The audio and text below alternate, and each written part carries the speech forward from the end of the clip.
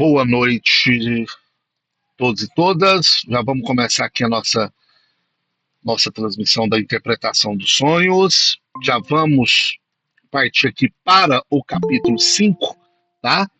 Nós vamos falar aqui agora, tá? Sobre, beleza? O material e a fonte dos sonhos, tá? A gente hoje vai começar a falar sobre essa parte, tá? De onde que veio o material, a fonte, né, dos sonhos, de onde que ele vem, compreender o quanto que os sonhos ele está interligado diretamente a uma perspectiva, né? Extremamente importante da gente entender que os sonhos eles estão vinculados à questão do infantil. Isso é extremamente importante para que a gente tenha noção do que a gente está falando, tá? De que nós estamos falando de algo vinculado ao infantil, beleza? E como que sonhos e desejos que nós temos hoje, eles estão muito alicerçados, tá? E originários nas questões infantis. Tudo bem? Das questões mais básicas às mais complexas. Então vamos lá, tá? Então vamos lá. Vamos entender isso aqui. Deixa eu ver se eu coloco essa coisinha aqui pro lado. E vamos lá. De onde vêm os sonhos? Tá? Essa é a pergunta que a gente precisa fazer. Freud investiga a matéria-prima dos sonhos. Ele se afasta das explicações puramente fisiológicas, como a gente já viu lá desde o início, tá? Como ingestão ou estímulos externos, para propor radicalmente novo. Então, quando eu falo radicalmente novo, o radical aqui, gente, a gente precisa deixar uma coisa muito clara, tá? Radicalidade não tem nada a ver com a ideia, não tem nada a ver com a ideia, tá? De fanatismo. A gente precisa ter isso muito claro. Porque a gente generalizou a ideia de chamar de radical alguém que, por exemplo, ele faz uma defesa enfática de que algumas coisas elas tenham um viés de ortodoxia conceitual, não no sentido de paralisar ou, né, colocar uma cerca na coisa, para que a coisa não desenvolva. Muito pelo contrário. É um compromisso com a perspectiva da rigorosidade. A gente não está falando de dogma, a gente não está falando de fanatismo, a gente não está falando de fé, tá? Então, isso se faz muito importante para que a gente possa compreender como é que isso aqui funciona, esse radicalmente novo. O que, que o Freud está fazendo? Ele está fazendo uma proposição da origem dos sonhos radicalmente nova, porque em raiz o que ele propõe, as pessoas não propunham naquele momento. Em todos os estudos sobre os sonhos, e nós já falamos sobre isso. Estudar os sonhos não foi algo fundado por Freud. Ele, na verdade, ele até tenta fazer ali um grande, né, um grande retorno à teoria dos sonhos, tá? Para não ser ali colocado em um lugar, né, de desonestidade teórica. Pelo contrário, né? Pelo contrário. Até mesmo para ele mostrar que ele tem um rigor. Peraí, o que é ser rigoroso? Eu estou propondo algo novo em uma área onde já tem uma ampla gama de estudos. E o que eu estou propondo é rigorosamente, é radicalmente novo, porque ninguém propôs isso. Então vamos lá. O sonho é um fenômeno psíquico complexo, ele não tem nada de, né, de simples, cujo material é cuidadosamente selecionado e organizado por processos mentais específicos e até mesmo que nós chamamos de enigmáticos, tá? Porque muitas das vezes a gente não sabe, né, o porquê sonhou com aquilo. Ah, por que eu sonhei com aquilo? Ah, por que aquilo veio na minha mente? Ah, mas por que essa pessoa surgiu no meu sonho? Nossa, por que eu tô aqui sonhando pelado com essa pessoa? Então há uma complexidade que a gente precisa entender e um porquê, porque aquilo está acontecendo. Tudo bem até aí? Tá claro? Tá tranquilo? Podemos continuar? Beleza? Por isso, como a gente estava falando no nosso último encontro, não há psicanálise sem sonho. Não há psicanálise sem sonho. Não há psicanálise sem, se espontaneamente o paciente não está levando sonhos, do analista chegar e falar assim, oh, e aí, o que você anda sonhando? Ah, eu não ando sonhando com nada. Então você vai deixar um papel do lado e o que você sonhar você vai me trazer, né? Ah, eu não consigo sonhar. Então você está tomando remédio? Qual que é o tipo de remédio que você está tomando? Vamos entender isso aqui, tá? Isso é um processo nosso, né? Então, dentro desse contexto aqui, esse fenômeno complexo, rigorosamente, cuidadosamente, cujo material é selecionado e organizado por processos mentais, o Freud ele inicia o capítulo destacando três características enigmáticas da memória do sonho, né? Que servem como ponto de partida para a sua investigação. E aqui a gente entra até naquilo que a gente colocou, né, no texto lá que o Siddhartha Ribeiro chama atenção, né? Ah, por que as pessoas têm a impressão de que não sonham mais, né? Simples, né? Uma coisa muito simples. As pessoas, elas quando elas acordam, elas já acordam com um alarme já tocando, pulando na cama porque ela precisa estar rapidamente em algum tipo de lugar. Ela ainda não acorda, ela não desperta, ela pula da cama. Despertar, acordar, pensar, sabe? Espreguiçar. Opa, o que isso aqui está acontecendo? Nossa, eu sonhei, que coisa estranha, e etc. Né? Fala, Nayara, fica à vontade.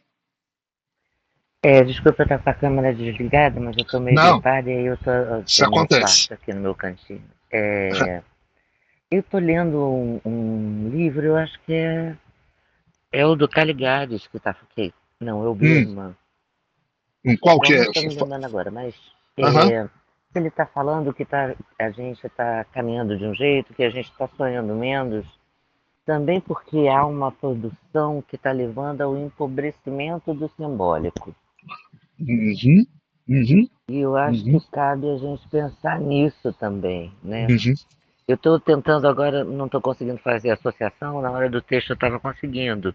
uhum. Mas, sem sombra de dúvidas, isso está ligado ao processo de trabalho, né? Sim. Uhum,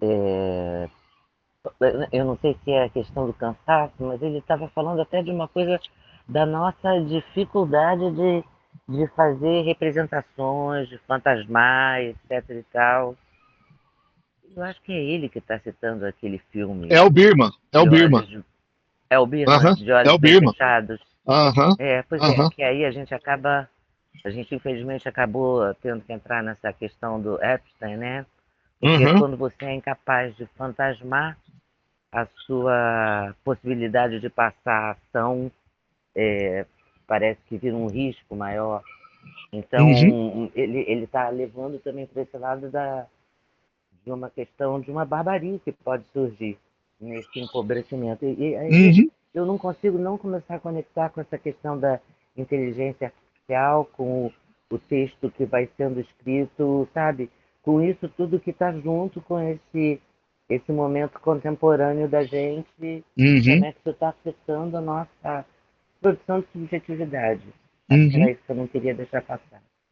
uhum. E a gente não pode deixar passar, Nayara, porque parece que não é um empobrecimento do simbólico, é um empobrecimento da capacidade de elaborar, né, de pensar, de refletir, né? Quando alguma coisa nos acontece, a gente tem um tempo para elaborar e pensar, nossa, o que aconteceu? Entendeu? Da gente pensar a vida. A gente não tem mais esse tempo, Nayara. Eu não sei se você tem essa sensação,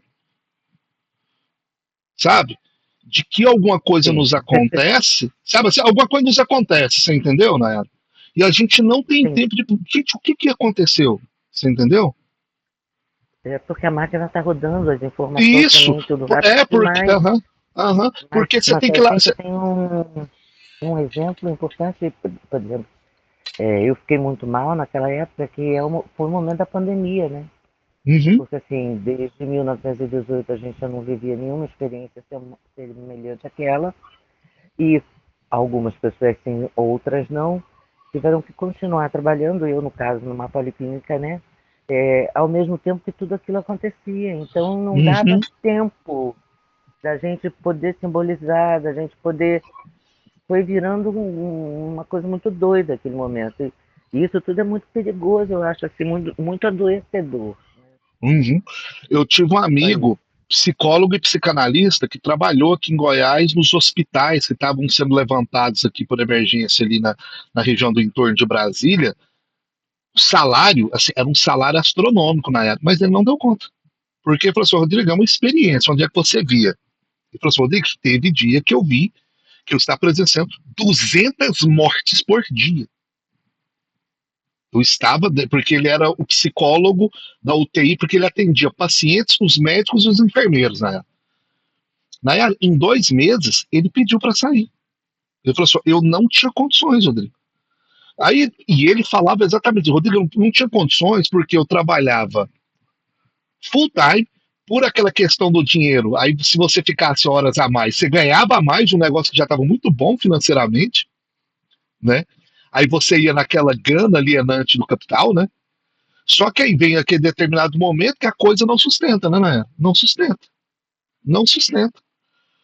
E ele se viu ali naquela situação, falou, cara, eu não tinha tempo para pensar o que estava acontecendo, sabe? Só por uma questão de alegoria, sim, a Assim, gente no SUS, nesse momento, foi impedido de tirar férias e licença prêmio. Então, infelizmente, chegou o momento da minha aposentadoria, né? Mas já aham, estava no final, já tinha até feito a primeira dose. Mas, aham, assim, naquele momento, a gente não podia tirar férias nem licença prêmio, e aí pode parecer um horror, mas porque, assim, os nossos amigos estavam adoecendo.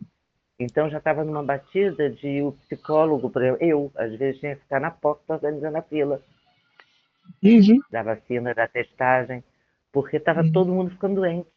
Então aquilo foi o momento em que assim, essa coisa do empobrecimento do simbólico, da capacidade de representar por conta da velocidade, e essa coisa da gente, nesse momento, isso ser Não, pode. um ponto adoecedor, eu acho que tem muito a ver, Se né? for. Acho que é paradigmático para a gente Isso, pensar a contemporaneidade. isso, Para isso. isso.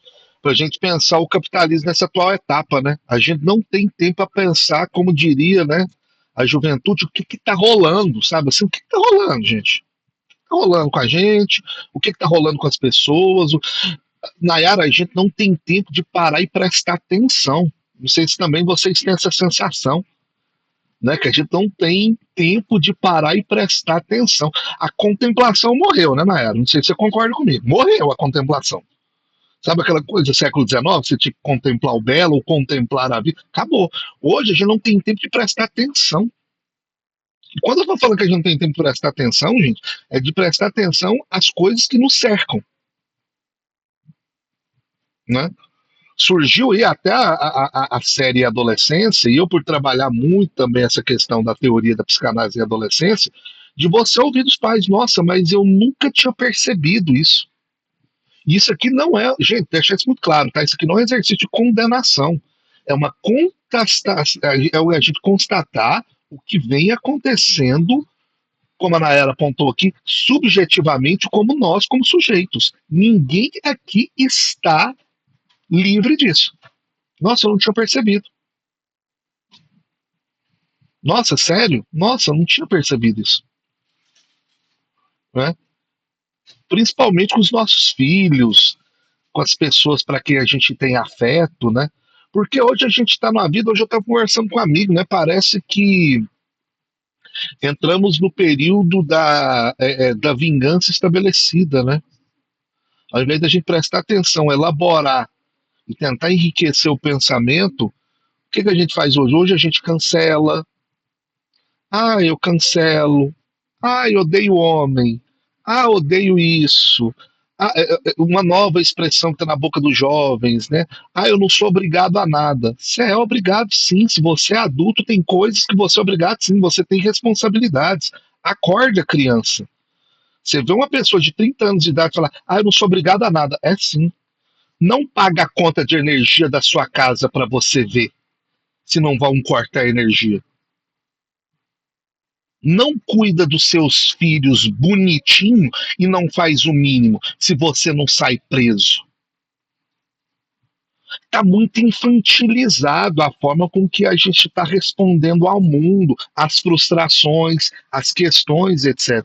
Porque acaba não tendo, né? Esse empobrecimento que você está colocando, Nayara. Se a gente não contempla, não presta atenção, como é que a gente vai ter o mínimo de simbolização sobre o que está acontecendo, né? É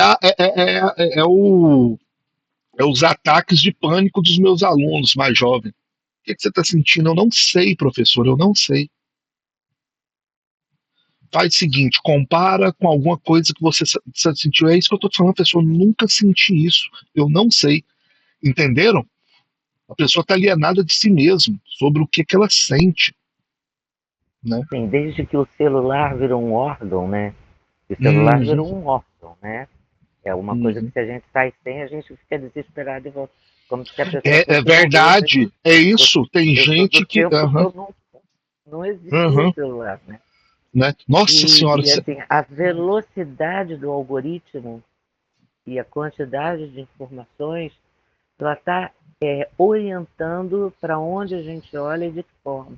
Eu Uhum, tenho andado muito preocupada com isso, né? uhum, Porque a gente, inclusive, não que eu acho que a gente deva conversar com fascista, mas a gente perdeu a capacidade de se interrogar, de dialogar. A gente está o tempo inteiro, parece que precisando reafirmar certezas para se sentir mais seguro. E isso empobrece uhum. o laço, a questão da alteridade, sabe, da existência do outro. Então, assim, e com esse potencial grande das máquinas substituírem o trabalho, Uhum, né? E olha essa reforma agora que teve na Argentina trabalhista, que loucura. Lá é que o uhum. pessoal não vai sonhar mesmo, né? Porque agora Não, 12 horas mas de trabalho, tudo bem. Mas lá o povo não, eles não abrem mão de não continuar sonhando, né, Nayara? Por isso que eles foi pra rua e tá botando fogo em tudo, né? Já é uma paralisação de quase 5 dias já nacional. A Argentina tá parada. Você entendeu? Eles tentam fazer e muitas vezes lutar para continuar sonhando é isso, né? É brigar mesmo, né? É brigar mesmo. É ir pro pau mesmo. As pessoas aqui no Brasil, a gente foi apassivado de uma maneira tão profunda, de uma maneira tão profunda, porque também a gente fez uma anistia que foi ridícula, né? Porque quem torturou, matou, condenou, inclusive governou o Brasil, continua no poder até hoje, né? Inclusive no atual governo, o vice-presidente está aí, né? E não me deixa mentir, o que a família Alckmin durante a ditadura, é, a gente conseguir entender que muitas das vezes a subjetividade está muito vinculada a essa questão de uma luta de classes, né? E na Argentina isso está muito arrefecido, né? Aí foi me perguntado, Rodrigo, mas lá a maioria votou no cara e tal. Eu falei, não é porque você votou no cara que você vai deixar tudo acontecer. Eu falei, é só aqui no Brasil que quando alguém está no poder, quem votou nesse cara e apoiou, eles estão ali para defender o que esse cara for fazer à torta e à direito, que é o atual presidente da República, e você vê os militantes do atual presidente da República. Ele pode privatizar Rio, ele pode mentir para os povos originários, ele pode tirar dinheiro da educação e da saúde, ele pode continuar privatizando tudo com o nome de PPP, que sempre vão ter essas pessoas para justificar. Lá não, tudo bem, eu votei nesse cara, mas não era para isso não. Então eu vou para a rua, se precisar derruba e coloca outro. Você entendeu? Não é dar uma carta branca, né? Então, assim, eu acho que a gente está precisando muito de uma luta até a gente está alienado até nisso, né, na era do direito de sonhar. Vamos lá. Como questão É, central. mas assim, disso é difícil, eu não pretendo me estender, né? Mas assim, essa ideia de que o mundo hoje, assim, a gente pensar política interna sem pensar geopolítica também, a gente tem que levar Uhum, muito mais coisa em consideração, porque tudo se tornou muito mais complexo. Ao mesmo uhum, tempo, a gente não consegue enxergar o que a gente precisa enxergar. Então, e uhum, a gente está empobrecendo e está adoecendo, né? uhum, Aumentou o número de suicídio e é um maior número de afastamento de trabalho por sofrimento psíquico. uhum, uhum. Parei. Sim, Érica. Boa noite, pessoal. Nayara falando aí, né, do celular parecer um órgão hoje e dessa alienação até com rede social, eu fiquei sem rede social durante quase 2 anos, assim.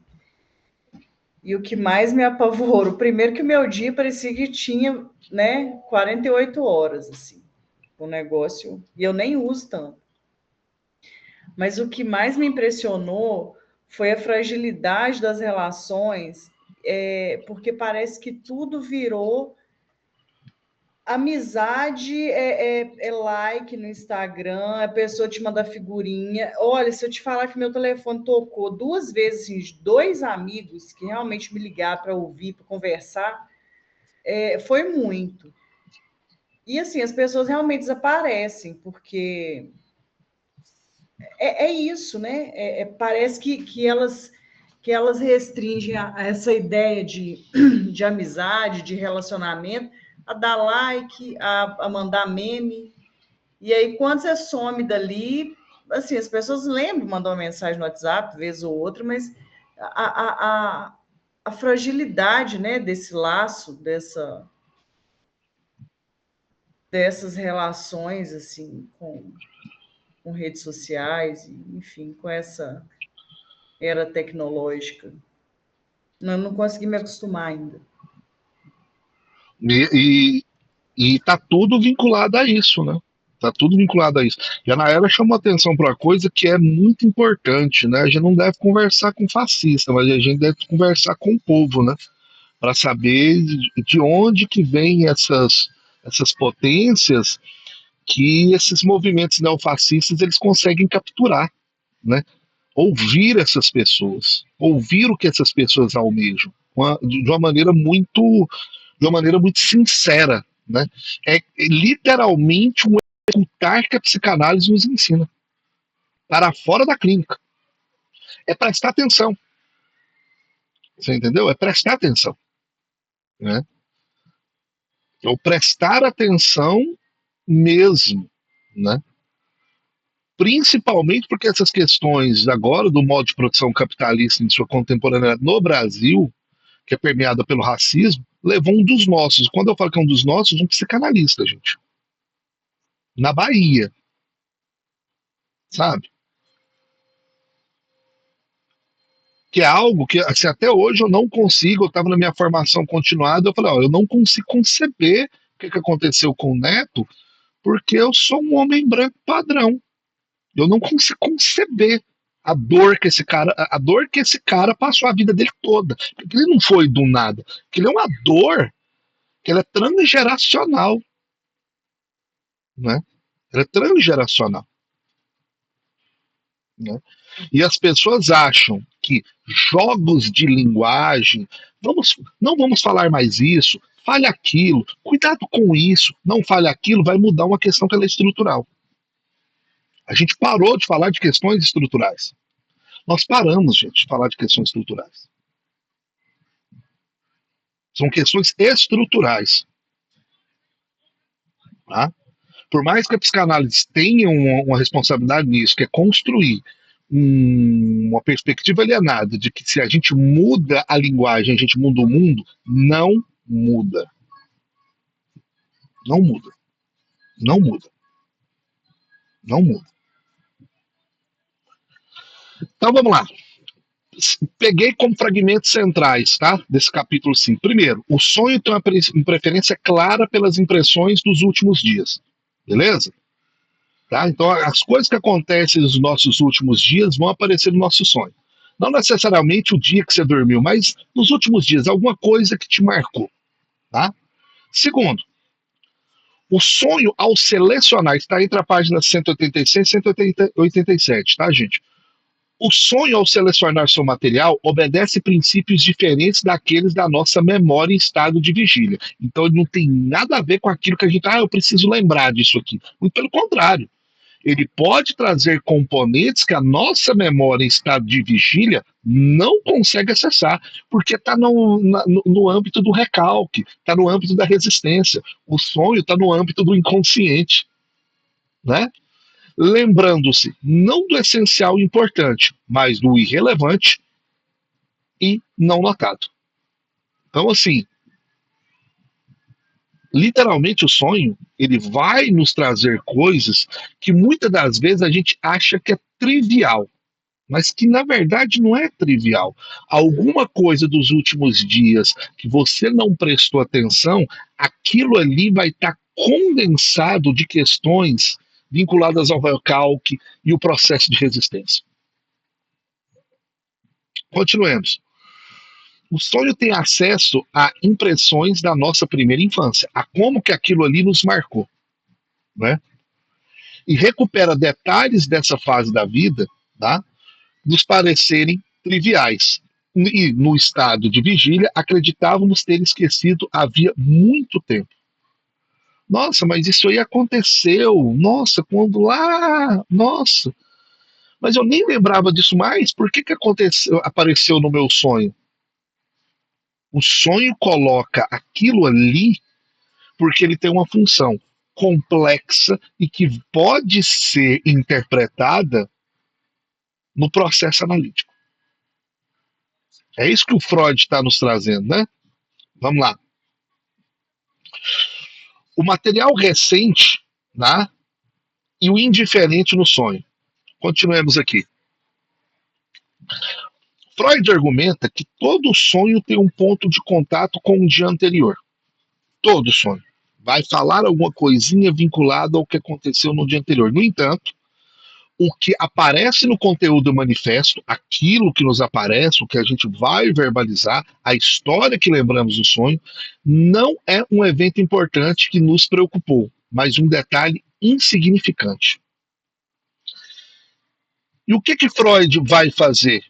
Ele vai fazer a pergunta, né? Por quê? Porque o que vai nos aparecer não é aquilo que está manifesto, na cara. Porque vai ser aquilo que é insignificante, né? Vamos lá. Porque aqui a gente entra em um processo que é fundamental dentro da psicanálise da gente entender, que é a questão vinculada ao conceito de deslocamento. Lembra daquelas questões básicas da psicanálise? Deslocamento e condensação, condensação, deslocamento. A gente começa aqui agora a compreender como é que esses dois processos eles funcionam, tá? Porque eles vão estar muito presentes no sonho, tá? Quando nós falamos do deslocamento, nós estamos falando diretamente de algo que a gente já citou aqui, que a gente já trabalhou, mas a gente volta a falar, que é o papel dos restos diurnos e os mecanismos de deslocamento, né? Algo que é para estar aqui, mas ele surge em um outro lugar, né? É aquilo, o deslocamento está muito dentro daquilo que Lacan trabalha na ideia do movimento e deslizamento dos significantes, né? Dentro desse contexto aqui, o deslocamento é um mecanismo de defesa no qual a intensidade emocional de uma representação psíquica, um desejo proibido, por exemplo, para deixar muito claro o que a gente está querendo dizer, é transferida para uma outra representação, mais neutra e acessável, menos dolorosa, menos estremecedora, que não ocupe um lugar que você fica, nossa, que isso? Né? Como assim? Né? Mas algo que esteja no campo do aceitável. No sonho, a energia psíquica do desejo real, latente, é aquilo que está ali, né? Tá ali, mas ele não aparece na cara dura, né? Em carne viva, ela é deslocada para um elemento trivial do dia anterior, né? Uma flor amarela que surge de um caminho de poeira, como uma paciente minha, né, narrando um dia, né, um sonho dela, ela falou que ela andava pela uma rua de terra, que era igual ao do interior onde ela cresceu, indo para um casebre, né, e ela falou, não, eu estava andando, indo para aquele casebre que estava o meu pai, tal, tinha até uma flor no caminho e tal, e ela continuou falando, ela não deu nem muita atenção que existia essa flor. E eu vou intervir, mas essa flor era de cor amarela, né? Tá? E deixar ela continuar naquele sonho e voltar no. Tá, mas volta nessa flor para mim, mas por que essa flor estaria ali? E dali começar ela. Uai, eu não tinha parado para pensar nisso. Tá, mas por que qual era o tipo de flor? Você consegue lembrar que tipo de flor que era? Era um girassol? Qual era o tipo de flor? Né? E ali já começa a surgir um incômodo. Quando a gente fala, mas Rodrigo, isso é importante e tal. Fala dessa flor. Porque tem outras coisas, mas qual que era o tipo de flor? Era uma rosa? Era uma camélia? Qual que era a flor? Né? Então vamos lá. A citação central que ele traz isso aqui. Tá? Os sonhos jamais, os sonhos jamais se ocupam de miudezas. Né? Não permitimos algo trivial perturbe o nosso sono. Os sonhos aparentemente inofensivos revelam ser mais maliciosos quando buscamos interpretá-los. Ah, não sonhei em nada de importante. Não, conta esse sonho aí não importante. Conta esse sonho aí que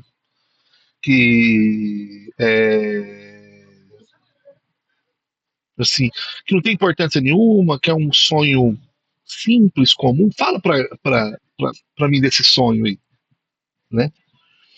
É aqui que justamente, quando a gente busca a interpretar, é que começa a gente entender como que o deslocamento ele está sendo feito, né? Por quê? É como se ali começasse a se apresentar coisas muito claras nesse processo de deslocamento, né? Fala, Érica. Oi? Ô, Rodrigo, mas Oi. quem interpreta o sonho é o analista ou é o analisando? Porque me Os parece que quando dois. o analista interpreta o sonho, ele fecha ali um significado, Uhum. Mas enfim, e como se fosse uma sugestão, você não uhum. Eu estou concordo. equivocada. Assim, mas o próprio Freud fala que o processo ali, pelo menos nos exemplos que ele dá, ele pode até falar uma coisa, mas quando a gente lê os exemplos que o Freud dá dos sonhos, você vê que muito ele faz a interpretação e ele joga pro, pro analisando. Eu acho que é isso. O que você acha? Você entendeu? E o analisando devolve. E a partir Pois dali é. começa. Fala. Que quando você fala, eu acho que é isso, não é uma sugestão? Não é um negócio Não, meio não, terapia não, junguiana, assim? não. Você joga, né? Você fala, essa é a minha interpretação. Me coloca. Eu muitas vezes eu começo por ele, quando ele cita alguma coisa, mas isso aí tem algum significado para você? O que você consegue me falar sobre isso que você está me contando, sabe? Eu passo para ele, você entendeu? E muitas das vezes eu parto Entendi. disso. E muitas vezes eu parto do que ele acaba de fazer uma interpretação, a sessão rola, pode ser que ele já termine de falar desse sonho, e no próprio processo ali daquela sessão, eu vou e trago aquela interpretação que ele trouxe do sonho, sabe? Curioso que você está falando aí agora, sua interpretação ali do sonho e tal, me parece, sabe assim, para trazer esse jogo para que ele consiga lidar com isso que está sendo deslocado e que há algum tipo de, né? Entendi. Porque senão fica parecendo um negócio meio holístico, É, assim. Mas assim, não sei como é que as pessoas fazem dentro da clínica. Mas o que a gente vê quando se fala sobre interpretação dos sonhos entra muito nesse campo que você colocou aí. Né? E o Eu Freud, no faço próprio interpretação dos sonhos, tem parte que fica muito nítida. Peraí, mas a interpretação é dele? Né? Mas é que eu falo. exatamente. É nisso aí que eu tentei ler interpretação dos sonhos, eu não Uhum, uhum, entendi muito pouco. E também pela minha experiência, né, com terapia junguiana, que era isso, tem o tal do inconsciente coletivo, parece que o Jung aham, interpretava o Freud. Aí tem aham, lá o inconsciente coletivo, igreja significa isso na coletividade, no inconsciente aham, coletivo. E a aham, escadaria é isso. E aham. aí eu falava do sonho e a minha terapeuta, a psicóloga, interpretava e para mim aquilo ali ela fechava, assim, sem a menor possibilidade de. Enfim, às vezes eu não. Inclusive surge, né, o famoso livro dele aqui, né, O Homem e os Seus Símbolos, né? Então Sim, que acaba caindo naquilo lá que virou, como é que chama lá, o Código da Vinci, né? Quando tá falando sobre lança, taça e etc. Eu acho que também fecha. Vamos pegar aqui uma lista de símbolos, se uma pessoa falou desse símbolo, é isso, é aquilo. E a gente, eu, pelo menos para mim, não é, né? É o inconsciente se movimentando da maneira mais aberta possível. Sonho, xiste, né? Atos falhos, né? É onde o inconsciente está se apresentando. Então, assim, eu jogo muito numa interpretação que ela é dialógica e dialética, né? Ele me joga uma tese, vem a antitese, e pode ser que dali a gente construa uma perspectiva de síntese, né? Não de uma síntese fechada, né? Mas de tentar lidar com isso aí que está sendo, né, recalcado, as existências, isso que grita para sair, né? De uma maneira que não seja tão trágica, que vai ter um quê, né, de dor e de tragédia, mas que não seja tanto, né? Porque a psicanálise também ela precisa muito lidar com isso, para que as pessoas também consigam compreender que existência há um grau de incômodo, sofrimento, dor e etc. Existência é isso.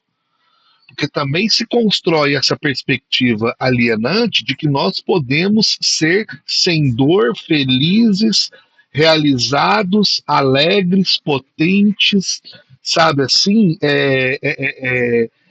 libido 2000, 3000 sem parar. E não é assim. Não é assim. Como também não é só o contrário, né?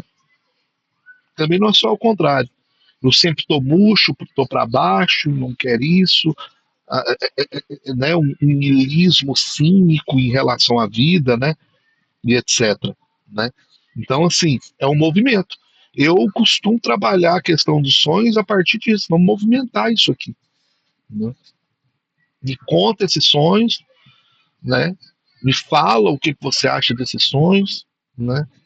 E de trazer isso, nunca fechado, né? Nunca no lugar de saber total. Nossa, curioso isso, né? Você me trazer isso. Curioso estar nesse lugar, né? Curioso, mas me fala sobre essa porta que surgiu. Me fala sobre essa flor, né? Eu com essa placenta, a flor, eu não interpretei, eu só fiz ela voltar. Por que essa flor está aí? Né? Né? Por que essa flor amarela? Qual é essa flor? Né? Então, assim, e é justamente isso. E em determinados momentos, deixar fluir, falar sobre esse sonho, porque desse sonho o próprio paciente começa a fazer suas interpretações. Nossa, lembrei de algo que surgiu aqui da minha infância. Sabe assim? Surgiu algo aqui da minha infância e tal, aconteceu isso. Não, mas me fala sobre, né? Porque isso é um exercício que pode acontecer, viu, Érica? A pessoa está lembrando do sonho e ela ali já faz uma associação com algo. Então, é por isso, é por isso que eu perguntei, porque assim, como que o paciente conta esse sonho para você? Porque eu não acredito, aliás, né, eu não sei como que é isso né, na teoria freudiana, desse significado do sonho fechado, que eu vou lá bisbilhotar e o meu inconsciente vai me dizer exatamente através do sonho. Mas através da minha narrativa, né? O inconsciente vai aparecer. E pode ser que eu te conte esse sonho, que é a tal da posição do sujeito, que um dia desde a gente estava conversando, né, na mensagem de WhatsApp. A mudança do lugar aí do sujeito. Pode ser que ele te conte esse sonho e entenda de uma outra forma daqui a alguns meses ou daqui a alguns anos. Né? Pode ser também, porque não é que ele, por exemplo, me conte ou veja de uma outra forma. Pode ser que outras coisas que ele não tinha dado tanta atenção, de repente surge para ele ali, né? Que é algo dele começa, nossa, agora eu entendi por que o pneu do carro era daquele jeito. Você entendeu? Que ele volta, nossa, me veio a memória daquele sonho que eu te contei, e isso ocorre. Tá, assim, lembra daquele sonho que eu te contei, assim, da pessoa falar, você lembra de um sonho que eu te contei ano passado, na sessão do ano passado, assim? E na hora que você fala, lembra que foi o sonho que você falou que é sobre isso, isso e tal. Cara, é engraçado, me veio aqui agora, né? Porque eu lembrei de algo que me aconteceu e eu sei por que esse pneu dessa cor era dessa cor. Porque aí ele trouxe algo que remetia à infância, a algo que tinha acontecido naquele momento, né? Por isso que o Freud está falando que essas questões triviais, elas são importantes. Mas Eric, né, a gente está aqui naquela posição de, nossa senhora, vou prestar atenção nos mínimos detalhes. Não, elas aparecem. A escuta treinada, flutuante, elas aparecem. né? E muitas vezes o trabalho interpretativo é esse. Nossa, curioso, essa porta aí. Ah, curioso, não, porque eu estava em cima de uma cadeira e eu não conseguia sair dessa cadeira. Mas que cadeira era essa? Estava onde? Sabe assim? Qual que é o tipo de cadeira? Ah, Rodrigo, era uma cadeira normal, então eu não conseguia levantar. Mas por que você não queria levantar? Não, é porque eu não conseguia. Tá, mas o que estava te impedindo? O que você sentia naquele momento? Ah, parecia que era um peso. Aí, você tá vendo? Inclusive, você está ajudando a trazer mais coisas que estavam nesse sonho, né? Que podiam ser angustiantes. É movimentar. Eu não fecho interpretação, não. Não fecho. Não fecho. Eu, particularmente, não fecho. Sabe? E pode ser que os meus escritos sobre o caso e traz sobre o sonho, eu vou ali levantando hipóteses, mas isso me permeia a escuta, né, do paciente quando ele volta, se ele fala desse sonho ou não. Mas ajuda muito. No processo dele, ele vai, fala sobre alguma coisa, e na hora, Rebeca falou: sabe, lembra da parte desse sonho? Sempre que você falou isso. Nossa, Rodrigo, né? Então, assim, é importante, mas acaba criando essa situação de interpretações como se fosse do jogo do bicho. Se sonhou com escada, é isso. Né? Se sonhou com um telhado que é desse jeito, é isso. Né? Se sonhou com isso, é a mãe. Se sonhou com isso, é o pai. Fica impossível. Fica impossível. E também, quanto mais vai... Por isso que o processo analítico ele tem que ser longo. Que muitas das vezes o sonho ele entra dentro de um processo que é longo e você já começa a compreender coisas que já foram ditas em estado de vigília, como que elas estão ali posicionadas na questão inconsciente. Ah, agora eu entendi. Agora que dá para, agora aqui dá para, né, fazer intervenções não, né? Você fazer ali algum tipo de, né, de de pergunta ou algo que cause um efeito, né? Um efeito analítico, né? Naquele paciente. Então isso aí é muito importante de se lembrar disso, você lembrar disso, que é quem que interpreta o sonho, né? Quem é o interpretador de sonhos, né? Então assim, isso é importante, né? Então vamos lá. Até a lembrança indiferente assumir a importância da qual a vivência importante foi privada pela censura. Então vamos lá. Um exemplo didático. Vamos dar aqui um exemplo bem assim, bem generalizado. Imagine que você teve uma briga com seu chefe, que é um evento importante, carregado de afeto. Né? E quando a gente está falando de afeto, afeto não é só amorzinho. Qualquer coisa que você sinta que te afete é afeto. Então, ódio é afeto. Raiva é afeto. Tá? Então, que te afetou de alguma maneira. Tudo bem? Tá? Seja com rupeio ou vontade de dar um soco em alguém. Isso é afeto. Tudo bem? Então, vamos lá. Em vez de sonhar com a briga, né, que aquilo ali que é algo, você sonha com a cor da gravata de um colega que viu de relance no mesmo dia. Que é um evento que indiferente.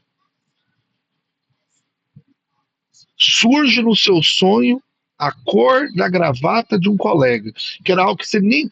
Gente, mas por que surgiu a gravata do meu colega? Que assim, por que isso aqui surgiu? O Freud, o sonho usou uma imagem neutra, que é de uma gravata, como uma tela para projetar sentimentos reprimidos relacionados à briga, enganando a censura. Vamos imaginar que nessa briga, qual que era o desejo que você tinha? De socar esse chefe. Mas de socar mesmo. Sabe? Aquilo, sabe? Mas de socar delícia. De socar até você cansar e não dar conta mais de socar. Você não fez isso. Você teve que recalcar. Você teve que segurar. Porque você tem que pagar boleto. No sonho, aparece lá você, sei lá, em um momento de afeto extremamente intenso com esse cidadão com essa gravata que não fazia nenhum tipo de sentido de você estar lembrando. Mas se foi direcionado a esse cara de gravata azul que não tinha nenhum objetivo naquele momento que te afetou, né? É a tal da flor amarela, tá? É a tal da flor amarela. É a tal de um posicionamento da casa que você sonha. Então é isso que vai ali trazer e oportunizar de você lidar com essa situação enganando a censura. Você pode expressar isso enganando a censura e quando você for lembrar e contar, você não vai se sentir tão censurado, tão mal, tão dolorido. Você vai falar de uma maneira muito tranquila sobre isso. Pode ser que você esteja, essa vontade que você tinha, você está socando esse colega da gravata azul. Só que ele é tão insignificante na sua vida que você vai parar e vai pensar, nossa, mas o sonho é que eu estava espancando um colega meu de gravata azul e tal, mas assim, a gente nem conversa direito e tal, e aí que a gente fala, mas por que você espancaria esse colega de gravata azul? Quem que é esse colega que dá tanta raiva? Não, mas ele não me dá raiva, não. Mas dali pode surgir um conteúdo afetivo que é, não, mas teve uma vez que ele estava passando, quando o meu chefe estava brigando comigo. E eu tive uma discussão com o meu chefe, e para a coisa não ficar feia, eu segurei, porque minha vontade era ter espancado esse chefe. Tá. Então não é esse amigo, né? Não é esse amigo insignificante, né? Esse é o chefe. Então vamos falar sobre isso, né? Então vamos lá. Exemplo didático. O infantil como a fronte primordial dos nossos desejos. Tudo bem? Gente, pelo amor de Deus, não vamos cair também nas bobagens que a gente ouve aí, não, tá? Pelo amor de Deus. Nas bobagens que o povo fala aí, né? Olha, as pessoas fumam por questão oral, substituto do peito da mãe. As pessoas gostam de coito oral, porque. Gente, não banaliza isso, não, pelo amor de Deus. Aqueles dias para trás eu assisti um vídeo que é assim, nossa, gente, é lamentável. É lamentável. Lamentável. Lamentável. Né? O que a pessoa estava colocando. Mas, né, eu não sou. Então lá, seção B desse capítulo, tá? Então vamos lá. O que o Freud está colocando? Se os restos diurnos são empresários do sonho, né, são eles ali que determinam como é que vão funcionar a coisa, os desejos infantis reprimidos são o capital. Então, os restos diurnos vão ter que lidar com essas questões infantis que foram reprimidas. Né? É a sensação, a marca que o Serguei teve quando ele pegou a mãe e o pai dele tendo relações. Como que aquilo ali o marcou? O que marcou ele? Foi a cara da mãe, foi a cara do pai, foi o retorcer de corpos, foi ali a forma com que estava fazendo. O Freud, ele trabalha isso tudo no sonho dele, né? Infantil que ele tinha com lobos, né? Um lobo não tinha rabo e tal, e ele, né, trabalhando sobre isso, e ali ele foi vendo um monte de coisa que ocorria, né? Trivial da historinha que ele ouvia, que era contada para ele, né? Eram sete lobos, porque na verdade estava vinculado a uma historinha dos sete carneirinhos, etc, etc, etc. Mas vamos lá. O sonho é formado quando um desejo recente do dia anterior consegue se conectar e reativar um desejo infantil inconsciente. Então essas coisas...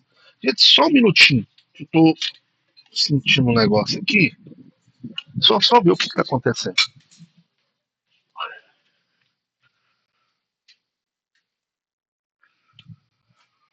Ah, esse cheiro de queimado não tá vindo aqui. Ah, tá um cheiro de queimado no prédio. Tá um cheiro de queimado aqui. Eu achei que era daqui de casa, mas é de algum lugar aqui do prédio. Então vamos lá. Então, o que você deseja, o que você desejou e não pôde cumprir em vigília, e você sonha com isso, está se conectando diretamente a algo da perspectiva do infantil, né?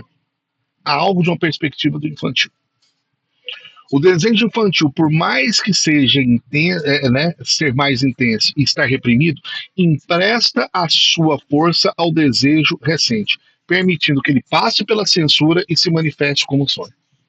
Porque você lidar com esses desejos da ordem do infantil sendo adulto civilizado, gente, é muito doloroso, não é? Já pensou você ter que falar sobre isso?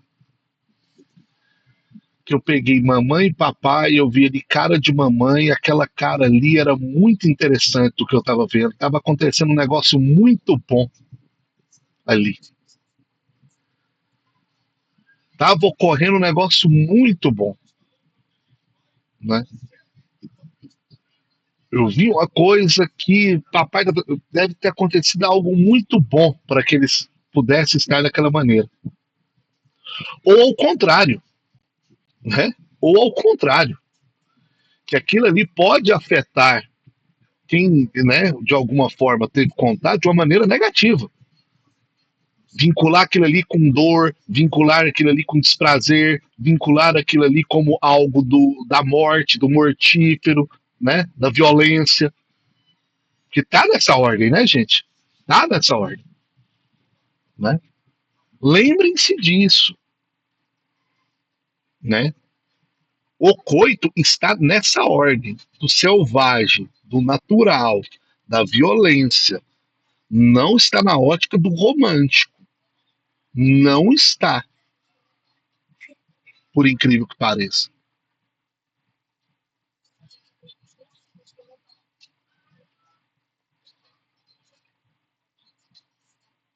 E aqui não tentando, obviamente que a gente está falando aqui sobre o escutar da análise, tá? Não tentando expandir isso para um discurso que normalize uma cultura de violência. Pelo amor de Deus. Só chamar atenção para isso, porque a gente parece que algumas coisas óbvias a gente precisa reafirmar. Tudo bem? Tá? Para ficar mais confortável. Então está nesta ordem. Tudo bem? É a feminista que entra dentro do consultório e ela está numa grande crise porque ela gosta de determinados tipos de prática com determinados tipos de questões que vai de encontro totalmente o que ela faz em sua militância. Ela está em uma grande crise com isso, né? Que essas coisas se atravessam, gente. Podem acreditar que atravessam. Essas coisas entram em choque. Principalmente quando a militância política, como ela é hoje, ela está muito mais no campo da moral, seja pela esquerda ou pela direita, tá? Porque a esquerda e a direita hoje, no Brasil, ela está no campo do liberalismo, não está mais no campo da discussão estrutural. Então, assim, não há uma proposição de um outro mundo melhor. Então, está no discurso de que quem faz um liberalismo melhor, mais, né? Quem faz um liberalismo melhor. E quando está na questão do discurso, né? Quando a militância ela está no campo da moral, ela acaba gerando esse tipo de sofrimento, porque a pessoa ela entra em choque entre o que é dela, da libido e do prazer e do desprazer e a militância. E qual que é o trabalho? Reforçar isso? Muito pelo contrário, é desconectar isso, ver que no campo da questão da moral, né, uma coisa não tem nada a ver com a outra. Né? Porque o que, que nós estamos sendo ensinados aí, gente, 24 horas por dia? Não fala isso não, porque se você fala isso, você está legitimando determinados tipos de violência. Mas peraí, gente, esse negócio que eu falei aqui tá como que tá? Me concatena uma coisa com a outra, pelo amor de Deus. Como que isso pode estar legitimando? Né? Como? Tá vendo como é que tá no campo? Não diga isso. Não fale isso. Cuidado com isso. Fale uma fala inclusiva aqui, que você não estiver falando, fazendo essa fala inclusiva, que você não está incluindo. Como assim eu não estou incluindo? Né?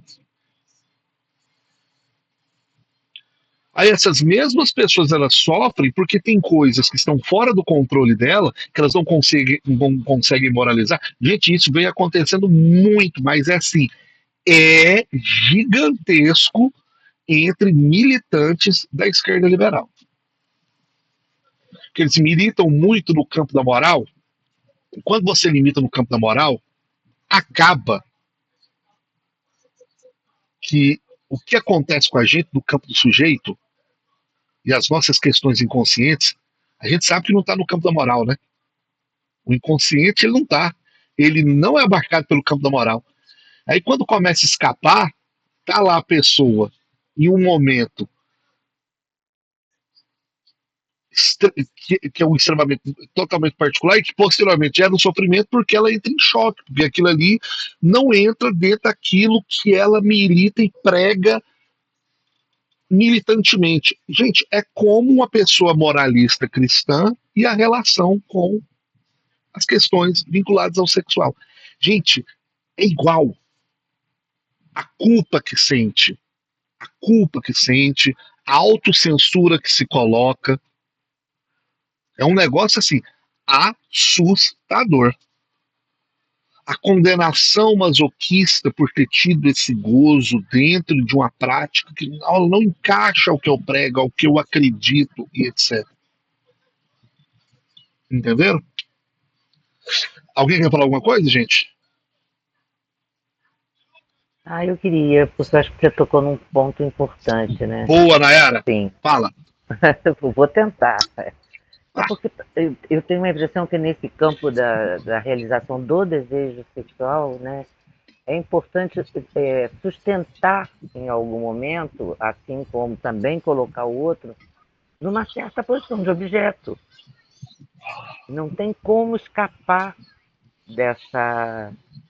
E com Nayara, isso tá tudo Nayara, bem. pra gente é claro, Ah, né? Nayara, mas estão é, sofrendo, viu?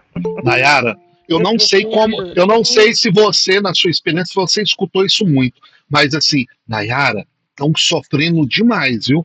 Principalmente as não, mulheres. sim, sim, sim, mas o curioso é porque, assim, eu acho que é necessário ter clareza e um certo acordo de até onde se vai com isso, né? Uhum, Porque uhum. existem relações sexuais, inclusive, que implicam num certo, vamos dizer, contrato sadomaso, né? Sim, E sim, aquilo sim. precisa, isso é uma prática, isso é possível, né? Uhum, uhum, Desde que duas pessoas acordem com isso, uhum, concordem, né? Com os uhum, uhum, limites, etc. E tal. O uhum, que eu vejo nesse sofrimento é que, assim, e que eu pude ouvir em alguns momentos, é que é justamente isso, assim, a pessoa se coloca naquela posição e depois não consegue saber o que fazer com ela. Ela não uhum, sabe, por exemplo, uma vez eu ouvi uma situação que a menina se sentia abusada, apesar do acordo ter sido feito. uhum, uhum, Mas ela supõe que algo além do acordo pode ter acontecido ali e aí isso foi um assédio. uhum. Nossa, dificílimo, uma esculhambação isso. Para você ver o quanto que quando você milita ou você está no campo da discussão moral, há um processo alienante de que se fazem acordos e burocratiza, isso de alguma forma pode ser aplacado. Que de alguma forma isso pode ser aplacado, sabe? Ou se a gente for pegar, né, as músicas mais pesadas do funk e dizer o seguinte, olha, essas músicas elas podem estar reverberando um discurso de violência contra a mulher. Sim, pode, mas também elas estão dizendo muito desse outro campo que a gente está falando aqui. E se a gente faz uma discussão moral sobre isso, as pessoas elas entram em parafuso. Porque, assim, nossa só, como é que eu posso estar sentindo essa coisa tão gostosa nisso que é tão condenável, entendeu? E é um Até porque sofrimento de. as mulheres cantam funk, né? Uhum, uhum, As mulheres cantam esse mesmo funk, fazem poses e não sei o quê. uhum, Ele tá falando ali de um tapinha não dói, não sei o que, não sei o que lá. Quer uhum, dizer, uhum, tá no jogo, né? Tá no uhum, jogo. Agora, como é que isso vai estar para cada um? E uhum, aí, de fato, né, não é, é porque existe, eu acho que existe uma coisa complicada nessa coisa do, eu ia falar sectarismo, olha só, e a palavra agora uhum, não me vem agora. Palavra disso, uhum, né, que virou esses movimentos que ficam, assim, existe um recorte, uma especificidade de gênero dentro da uhum. clínica que eu acho que o patriarcado pode apagar dentro do campo Isso, da clínica. isso. E isso eu acho que a gente tem que tomar cuidado, né? Existe um recorte da questão de raça, né, dentro da clínica, que uma mentalidade branca, e eu não sei falar de outro jeito, colonizadora, Aham, pode desconhecer completamente, uhum, pode não se uhum, dar conta do tamanho do horror do neto, por exemplo, né? uhum, E isso passar por um. Enfim, isso passar em branco. É branco bem legal, né? aham, Passar por coisa de branco. uhum, Então, assim, lembrei, em vez de sectarismo, era identitarismo. O aham, identitarismo, a gente tem que lidar com ele, principalmente no campo da clínica, né? Pô, na militância e tal, eu acho que é outra coisa, mas no campo da clínica, com muita delicadeza, né? aham, aham, Muita delicadeza. uhum. Porque Assim, o, está sendo muito difícil. é porque assim, e acaba que você ter trazido a ideia do sectarismo tá errado, né? Porque o identitarismo liberal, que é o hegemônico hoje no Brasil, a esquerda e a direita, né? Que é esse identitarismo liberal, né? Que é, não sei quantos no poder, né? Vamos, queremos minorias no poder, tá? Essas minorias no poder só vão reproduzir o que o poder já faz, né? Né? Aquela ideia da época do STF, né? Queremos uma mulher no STF, tá? Mas qual mulher? A pergunta que eu fazia é isso: qualquer mulher. E eu ouvi de pessoas falando o seguinte: não, qualquer mulher que colocar lá, ela vai tomar decisões que esses homens não tomaram. Eu falei: para com isso, gente. Para com isso. A pessoa mais bizarra que existiu no mundo contemporâneo nessas últimas vezes é a Margaret Thatcher. A mulher que mais lascou a vida de mulheres no mundo é a Margaret Thatcher. Então, assim, essa visão de que é o seguinte: se eu tiver uma pessoa deste grupo aqui, naquele lugar, vai estar melhor. Não é verdade. Não é verdade. Está lá o Supremo Tribunal dos Estados Unidos. Está lá o Supremo Tribunal dos Estados Unidos. Tem preto, tem mulher, tem etc. A lei do aborto foi revogada, né? As leis de cotas foram revogadas, e é assim. E aí? Gente, eu quero saber quem vai estar lá. Né? O governador do estado do Rio Grande do Sul é um homem homossexual, gente. Vocês querem me dizer que aquele cara no poder ele melhorou a vida da população LGBTQIPN+? Alguém tem a capacidade. Olha pra você ver o tanto que o debate ele é moral. Porque se a gente for pro campo Ele do é, estrutural, ele é extremamente homofóbico. ué. Isso para mim não serve. Assim, para mim, um heterossexual que consiga construir reformas que seja a favor das minorias, que seja um heterossexual branco, de classe média. Eu quero saber quem está comprometido com as questões estruturais. E a gente está falando Interessante, aqui, porque né? Pode lá continuar, na Mayara. UERJ, uma vez, teve uma discussão, porque começou uma coisa com os estudantes que era o seguinte: negro tem que ser atendido por psicólogo negro. Uhum. E uma vez uma menina negra, falando num fórum, disse: negro tem que ser atendido por um psicólogo que seja antirracista. Uhum. Essa é a discussão. E se isso passa por um negro ou passa por um branco, eu não tenho claro. E foi assim, todo mundo conseguiu ouvir e eu achei muito bom. né? Sim. Porque a gente tem o negro, né? Como a gente tinha aquele cara, não sei, no governo Bolsonaro, que era um louco, que era um negro completamente racista, né? Assim como o porteiro do meu prédio outro dia me falou que chamou um negro de macaco. Ainda vira para mim e falou, eu sei que eu sou preto, mas ele era mais preto, então ele era um macaco. Gente, Uhum. eu não sei nem o que dizer diante de uma situação dessa. Mas, enfim. Ó, pra você ver como é que são as vicissitudes, elas são extremamente complexas, né? É extremamente complexo. Num debate moral, você sabe o que ia colocar? Com certeza é crente de direita, alienado e etc, etc, etc. Ninguém ia se dispor a pensar esse porteiro seu por uma complexidade, né? É sempre um debate moral. Você entendeu? É um debate moral. Ah, se estivesse do nosso lado, seria mais inteligente, seria mais blá blá blá.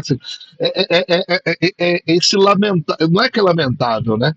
Teve uma galera que caiu na dele aí anos e anos, que é o Boulos. Né? A galera caiu no Boulos e eu não entendo até hoje porque a galera caiu no Boulos. O Boulos não me engana desde quando ele surgiu politicamente. Porque um playboy, filho de médico, que entra num movimento popular que não, ele não é oriundo desse movimento popular e ali ele protagoniza nesse movimento popular, você vai esperar que ele vai fazer uma luta pelos trabalhadores, gente, pelas minorias? Não, não vai. Ele vai enganar os povos originários. Hoje foi revogado o decreto. Mas foi por causa do Boulos? Foi por causa da Sônia Guajajara? Não. Não foi por causa dos dois. Foi por causa da luta dos povos originários que começou a expor essas pessoas. O movimento dos povos originários no Pará começou a expor Boulos, Sônia Guajajara e todos aqueles do movimento dos povos originários que estavam calados para o que estava acontecendo. Estavam calados, silenciados ao que estava acontecendo aos povos originários. Ô, Rodrigo, você sabe o que eu acho interessante? É que a minha forma de ver assim, nunca é o que nós podemos fazer coletivamente. É o que eu posso fazer de melhor para mim. Que imagem que eu vou mostrar para as pessoas? O que eu trago de bom para mim? É sempre só para mim. Sabe? Por isso que eles são expostos, mas eles continuam na cara de pau defendendo o que eles pensam. E vai sempre ter alguém concordando. Vai sempre ter alguém apoiando. Mas é aí que fala, né? Isso aí é uma outra vicissitude no mundo também contemporâneo. Não há como sonhar sem sociabilidade. A gente só sonha porque a gente tem que contar esse sonho. Isso é uma coisa que o Siddhartha também fala, que eu acho que é muito importante a gente trazer isso para o estudo psicanalítico dos sonhos. Se a sociabilidade ela está também morrendo, e é isso que a Nayara chama atenção, né? Que assim, a questão do simbolizar está também numa capacidade também de sociabilidade, de lidar com o confronto, com as contradições, né? De se propor a compreender o que está ocorrendo. E não há hoje uma proposição para se entender. Você tem as raras exceções.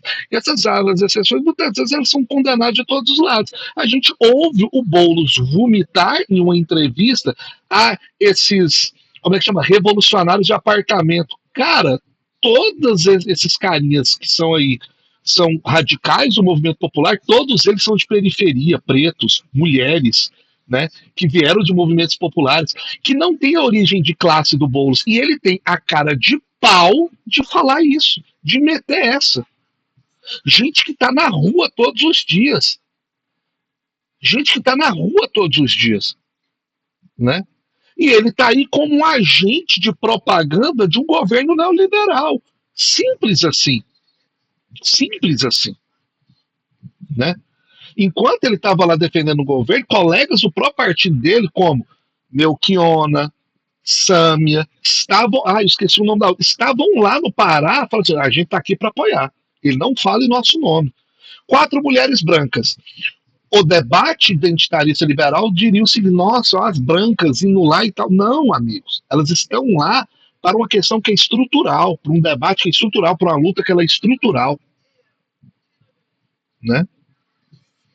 E isso está sendo um problema, porque a gente agora entrou só no debate do campo que é da moral, né? E eu adoro as pessoas falarem, porque tal autor, né, eles adoram falar do Marx, é porque o Marx e o Engels, eles não tiveram ali, né, uma leitura sobre a questão. Eu falei, porque não só fica no Marx e no Engels, né? Então você está negando Mao Zedong, Fanon, Amilcar Cabral, Clóvis Moura, e tantos outros. Você está negando o pensamento de todos os outros revolucionários que existiram para além da Europa. E hoje eu ouvi até uma expressão legal esse final de semana. Nem todo o pensamento europeu é eurocêntrico. Porque agora também surgiu essa, né? Aí, de repente, o Attila Mbembe ele vai receber um prêmio das mãos como chama? Do Macron. E ela, nossa, mas como que ele vai receber um cara que falou sobre necropolítica? Tá, mas ele falou de um campo da moral, ele não falou de um campo estrutural. Ele não estava discutindo ali que as pessoas são construídas para a morte, e isso Marx vem falando desde o Ideologia Alemã, que as pessoas elas são construídas para a morte. Ele não é porque ele usou Foucault que ele é um revolucionário do pensamento. E foi receber um prêmio do Macron. Falei, pois é, porque ele não está arraigado a uma causa. Basta fazer a crítica. Mas arraigar uma causa, mudar a vida, essas pessoas não estão comprometidas com isso. Attila Mbembe, Judge Butler, eles não estão comprometidos com transformar o mundo. Eles fazem a crítica, muito bem feita. São geniais. Mas eles não estão comprometidos. O intelectual que é comprometido em criticar o mundo para transformá-lo, ele já quase não existe no mundo, gente. Porque não há. Basta fazer uma grande crítica moral ao que está acontecendo. A sociedade do cansaço é muito ruim. Olha o que ela faz com o ser humano. Aí você vai lá nas proposições finais, o Chimbo, ele está fazendo algum tipo de reflexão sobre como nós podemos mudar isso? Não. Quando se faz, gente, é a fantasia de que nós, neste mundo, podemos produzir um capitalismo legalzinho. Aí você vê a Marilena Chauí, que é uma petista, com Vladimir Safatli, falar o óbvio. Não existe capitalismo ético. Então tá, Marilena Chauí, então qual que é o caminho? Ela não fala que é revolução, ela só fala que não existe capitalismo ético. Tá, beleza, e aí? Se não existe capitalismo ético, o que nós vamos fazer? Todo mundo sabe. Mas você não acha que essa maneira de falar é bem acadêmica? Não, tem o academicismo também. Isso. A academia é isso, né? Isso. E não necessariamente a produção do conhecimento, a pesquisa que acontece dentro da academia está ligada aos problemas da vida. Isso, né? Isso. Tem. Mas é assim, Nayara, quantas pessoas que estão ainda ali se propondo a fazer trabalhos acadêmicos que façam proposições que sejam revolucionárias, elas são tolhidas na própria academia. Essa ideia que a academia é revolucionária, Marx, isso é lenda, gente. Isso é lenda. A academia é um lugar de poder. Você entendeu? Eu falava para as crianças lá, né? Que a academia, como é que a gente falava? É mais uma instituição para reproduzir. É uma reprodução de mão de obra. Isso. É mais uma, não é diferente, porque quando teve aquela invasão da polícia lá na universidade, porque teve corte de cotas, de bolsa de alunos, etc. e tal, eles ficaram muito decepcionados com a universidade, né? E aí eles vinham falar assim, para mim a UERJ era uma mãe. Eu falei, mãe de quem? Né? E aí nunca imaginei que a violência que eu sofria dentro da comunidade eu ia sofrer aqui dentro, no lugar onde a gente produz pensamento crítico. Sim. Eu falei, e está na hora de pensamento crítico, né? Essa ideia, pensamento crítico. Está na hora da gente parar de produzir pensamento crítico e começar a fazer proposições rebeldes revolucionárias, práticas. Pensamento crítico já se fez demais, gente. crítica a gente já fez demais. Crítica se faz demais. E não, gente, pelo contrário, eu sou completamente a favor da academia. Inclusive, psicanálise boa só está dentro da academia. E essa também esse movimento que fala, o academicismo, isso é outra grande conversa fiada, sabe? De gente que não dá conta da academia e tenta atacar a academia. O falso debate do bispo, do nego bispo, com aquele cara hegeliano da Boitempo, que é um falso debate, você entendeu? Que é um falso debate. Porque o nego bispo ele não tinha pretensão nenhuma para falar para acadêmicos. É tudo um bando de acadêmicos cirandeiro que se apropriou do que ele pensava e levou para dentro da academia para, essa academia é muito academicista. Pois é, então faz igual o nego bispo. Produz algo fora da academia. Para que você, né? Que você está trazendo isso aqui como um catecismo a ser seguido? Ele nunca, se ele estivesse vivo, ele ia estar puto com esse tipo de falso debate. É um falso debate. Inclusive, a gente acaba criando falsos debates que não tem nenhum tipo de, que a gente pode dizer, de consequência real e estrutural. Você Inclusive, entendeu? a academia podia produzir coisas fora da academia, né?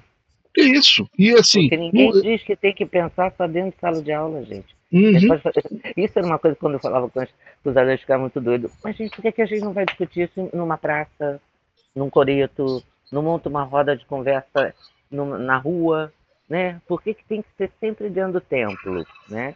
Eu também não sou contra a academia, mas há de se pensar a quem ela serve, né? Isso. E ela serve a quem está no poder. Isso é simples. E as academias públicas, elas ainda servem a quem está no poder. Ponto. Tá? Então vamos lá. As implicações para a gente encerrar. Todo sonho é sobredeterminado. Ele possui múltiplas camadas de significado conectando presente ao passado mais remoto. O que nos acontece agora com coisas lá da infância que a gente está falando. Por isso que ele é sempre o quê? Sobredeterminado. Tudo bem? Então, um desejo que surge agora, ele traz a força daquilo que está sobredeterminado. Ele está ligado com aquilo que a gente precisa cavar mais um pouquinho para ter acesso. Segundo, o passado nunca morre. O tempo do inconsciente é esse, né? Que o passado ele não morre. Mas, na verdade, não é só do inconsciente. O passado ele nunca morre, né? As experiências da infância, especialmente os desejos não realizados da infância, aí a gente pode pensar no Édipo, né? De alguma maneira, e os conflitos permanecem ativos no inconsciente, buscando incessantemente uma forma de expressão. E aonde que ele consegue, de alguma forma, se expressar de uma maneira que não seja um confortável? Através do sonho. Por isso que a gente fala, né, quando a gente começou, né, lá atrás. Por isso que nenhum sonho é absurdo. Por isso que quando o paciente chega, nossa, eu tive um sonho absurdo. Me fala desse absurdo aqui. Porque, na verdade, para o inconsciente, nada é absurdo. Nada é absurdo. Nada é absurdo. Então, isso é muito importante também para que a gente tenha essa compreensão. Gente, eu deixei para vocês aí, vocês devem ter visto, aqui o linkzinho da presença. Se vocês puderem preencher lá agora, antes da gente sair aqui, eu fico muito feliz, tá? Se vocês puderem ir entrando aí, clicando agora, para eu ter um controle das pessoas que estão entrando. Eu quero ver se eu faço isso agora no mês de março, para que no mês de abril eu tenha um controle para saber quem está participando e quem não está participando aqui dos seminários, para que a gente também possa já fazer ali um exercício de quem não está participando, né? A gente já tirar do grupo, porque para a gente manter o sigilo, né? A gente manter aqui sabe, uma, sabe, uma situação de segurança, né? Para a gente saber quem está circulando entre nós, quem está ali, a gente se conhecer aqui, saber quem está ali, a gente tem pelo menos aqui algum tipo de contato, né, para não ficar essa coisa solta, tá? Esse ano 2026 vamos pegar isso, eu vou pegar isso mais sério a isso, tá? Beleza? Ficamos por aqui? Rodrigo. Oi. Ô, Rodrigo, eu fui entrar no chat aqui, acabei saindo e voltei agora, não consegui ver a mensagem para dar presença. Deixa eu ver aqui, se eu coloco agora de novo. Tá aí, ó, de novo, vocês estão vendo?